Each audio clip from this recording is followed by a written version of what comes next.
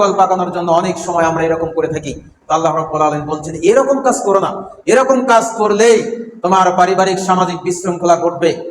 তারপরে বলছেন বিইসাল ইসমুল ফুসুক বাদাল ঈমান, আর কোন ব্যক্তিকে খারাপ কোন নামে ডেকো না। যে নাম তাকে রাখা হয়েছে আব্দুল্লাহ, এই আব্দুর রহমান, এই নামই তাকে ডাকো। যে নাম তার পিতামাতা রেখেছে সেই নামে তুমি তাকে ডাকো।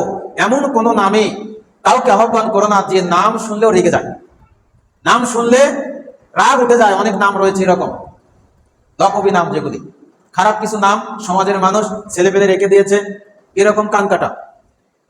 এই যে একটা কথা হয় কি বললো, আর কান কাটা নেই, কিন্তু আগে থেকে শুরু থেকে বলা হচ্ছে কান কাটা।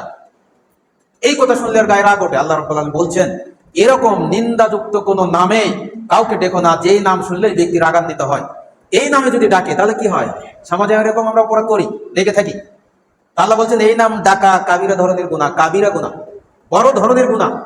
কেন? আল্লাহ নিষেধ করেছেন, এই নিষেধকে অমান্য করে যদি আমরা কেউ ডাকি তাহলে সেটা কি হবে?